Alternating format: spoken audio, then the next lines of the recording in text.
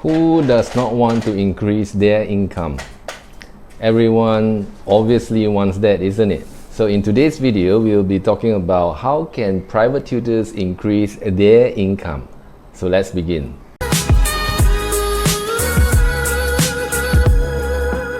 So in this video, we'll be talking about 7 ways that you can increase your income as a private tutor. The first way is to try alternative ways to tutoring. So that means that if you are already a home-based tutor, you can try to go become a home tutor or even as an online tutor, because to become an online tutor, it can be quite lucrative, especially if you are trying to teach students from countries with a bigger currency than yours. So for example, if you get to teach students from Singapore, or you get paid in US dollars or in euros or even in yen, it can really make a big difference, especially if you are working in a country with a smaller currency. So you can think about the potential with that one. Point number 2 is to keep advertising. You just have to be consistent in terms of advertising. You can try different ways, anything from word of mouth to flyers, even on a social media platform, in your website, and even you can advertise for free. Of course, there's the paid version as well. So if you want to know more about advertising, I'm going to include a link below so that you can get started to advertise. Point number 3 is to review your rates periodically. So as you gain more experience in teaching, you become more effective in encouraging students. So you might consider increasing your rate by then. And please be sure to always get your customers or your students to provide you with a testimonial, recommendations, because that obviously is a proven track record, and that is going to increase your reputation as a skillful tutor. So please do that. Remember to update your CV from time to time.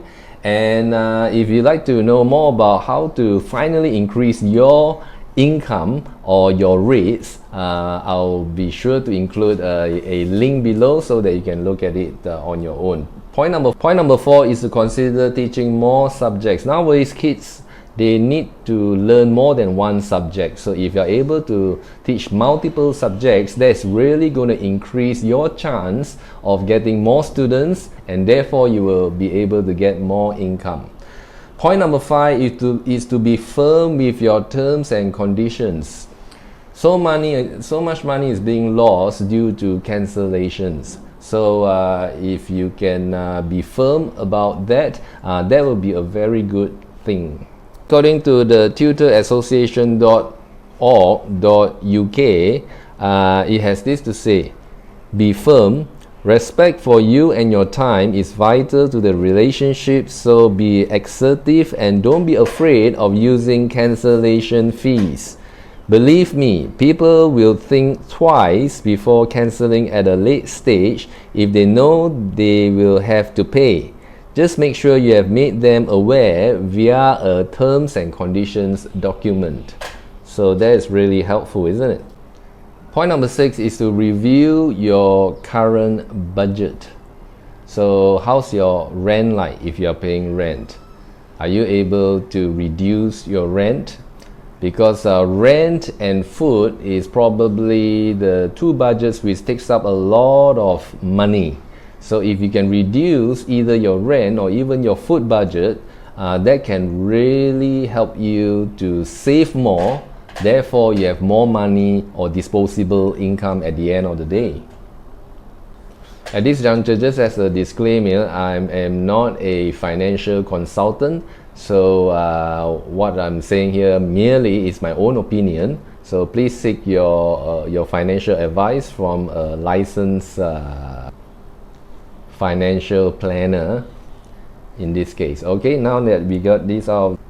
So looking in our food budget, so what about every single month? Do we need to eat out all the time? Because when we go out to restaurants, it's really going to cost quite a bit. if we can budget ourselves by limiting the times we go out for food, and we can actually cook at home, that can really help us to save more money. So at the end of the day, if we have more money, it is about how we spend our money.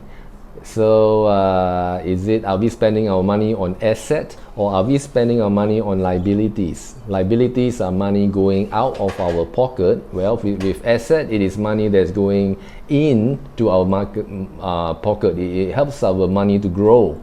So sometimes we may think that it's okay for me to just save some money in the bank, but is that really going to make the money to grow? Is that going to help us to gain more money? So that comes to point number 7. If you can, try to invest on your money, because if you put it in a bank or even in a fixed deposit, usually we get a 3 to 4% return at the end of the year in terms of interest. But if we can invest our money on something else, depending on risk, because all of us have different risk appetite.